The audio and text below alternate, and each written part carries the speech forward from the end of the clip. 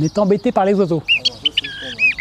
Chers investisseurs, chères investisseuses, bienvenue dans cette vidéo dans laquelle on va parler des 5 raisons dans lesquelles tu pourrais peut-être investir dans un local commercial. Donc je vais t'expliquer brièvement les intérêts que tu as à le faire. J'aborderai dans d'autres vidéos les différences plus subtiles qui se trouvent derrière les locaux commerciaux. C'est un petit peu différent du local d'habitation. En tout cas, moi j'ai plusieurs locaux commerciaux et je suis assez content. Cela complète harmonieusement les revenus locatifs.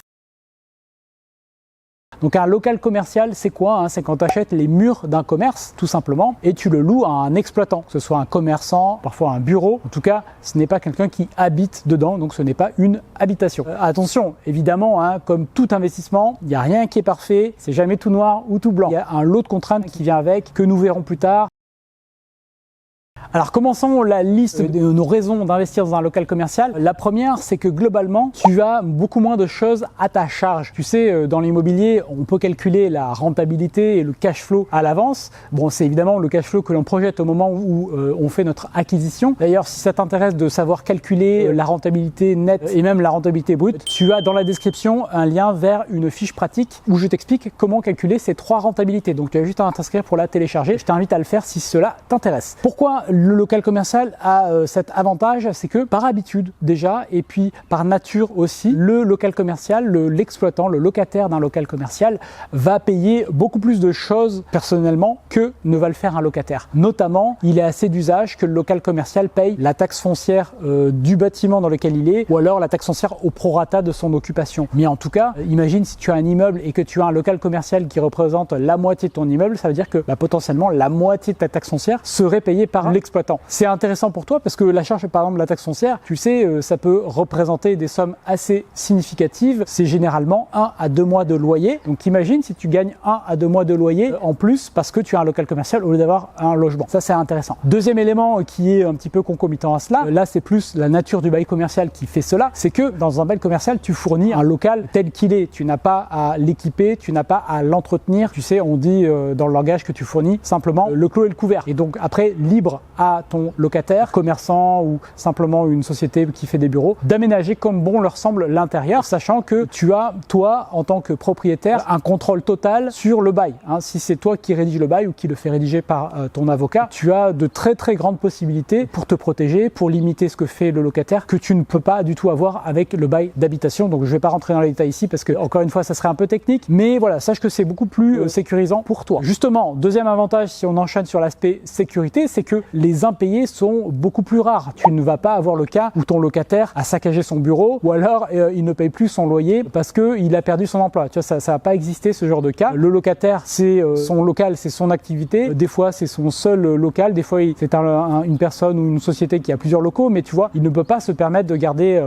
un local vide, donc il va l'exploiter. D'ailleurs, dans le bail, il y a souvent des clauses qui obligent le locataire à exploiter. Il ne peut pas juste louer et rester vide pendant plusieurs mois. Mais donc, ton locataire est incité tout simplement à payer son loyer parce qu'il veut garder son bail et son local et qu'il perdrait des sommes significatives s'il ne payait pas son loyer. Il ne perdrait non seulement évidemment les loyers qu'il te doit, mais potentiellement il pourrait perdre son droit au bail et il pourrait perdre les sommes qu'il a investies dans son local si jamais tu l'expulsais. Donc c'est très important pour lui, donc tu n'as quasiment pas ce genre de problème. Et enfin, dernier point par rapport à cette question de l'impayé, si jamais tu exerçais un recours, il est beaucoup plus facile et rapide d'expulser un locataire qui a un bail commercial qu'un locataire qui a un bail d'habitation. Il n'y a pas de trêve hivernale et les délais sont beaucoup plus courts. C'est à peu près 3 à 4 fois plus court qu'un bail d'habitation. Donc encore une fois, évidemment, tout dépend du bail commercial, comment il a été rédigé et du fait que tu aies respecté ou précisément ou pas la procédure qu'il convient de suivre dans ce genre de cas. Voilà. Mais c'est beaucoup plus rapide, tu vois. Donc ça te protège énormément. Troisième élément en termes de sérénité, c'est que le bail commercial est plutôt long. Tu sais, c'est des bails 369, c'est-à-dire que le locataire est engagé pour 3 ans à chaque fois. Donc du coup,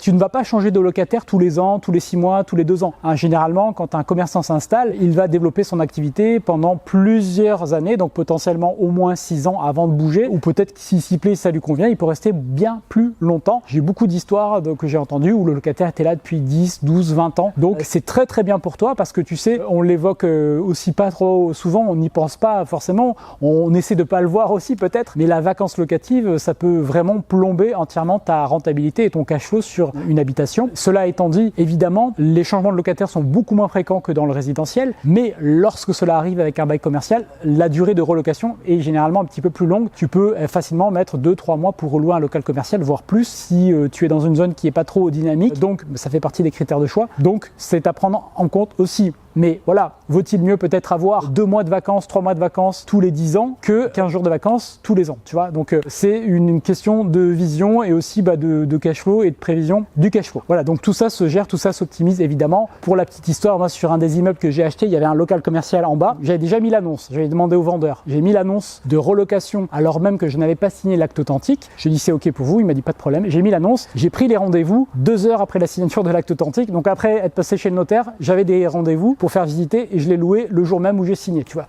Donc il n'y a pas eu de vacances locatives alors que le local, soit dit en passant, il était vide depuis 8 mois parce que personne ne s'en occupait vraiment. Donc je l'ai reloué très vite et depuis c'est toujours le même locataire et il est très content. Et moi aussi. Voilà. Donc c'est beaucoup plus calme. Il y est et pourvu qu'il reste très longtemps. 4e point, pour continuer, un local commercial, généralement c'est pas trop compliqué d'obtenir du financement, contrairement à ce qu'on imagine. Alors après, attention, il y a local commercial et local commercial. Il y a les emplacements numéro 1, c'est-à-dire les rues les plus fréquentées dans les centres-villes qui sont extrêmement chers, généralement moins rentables. Tu as des emplacements plutôt secondaires et puis tu as les emplacements plutôt à éviter, tu vois, où il n'y a pas trop de passages, qui peuvent parfois convenir pour des bureaux plutôt que pour du commerce. Mais voilà, il faut bien connaître là où tu investis parce que tu as des grosses disparités dans les prix possibles à l'achat et à la location. Donc il faut bien connaître, attention, c'est un marché plutôt de spécialistes. Cela étant dit, tu as la possibilité de le faire financer sans trop de difficultés puisque la banque n'a pas trop peur de l'impayé sur ce type de locaux, bien qu'encore une fois, lorsque ça arrive, ça peut durer plusieurs mois, donc il faut quand même avoir les finances qui permettent d'absorber ce genre de choses. C'est le plus gros risque dans le local commercial au final. Et les financements se font généralement par contre sur 15 ans. C'est ce que la banque accepte de prêter. Donc si tu veux, ça, c'est une manière de contenir aussi les prix. Parce que quand tu peux emprunter sur 20 ou 25 ans,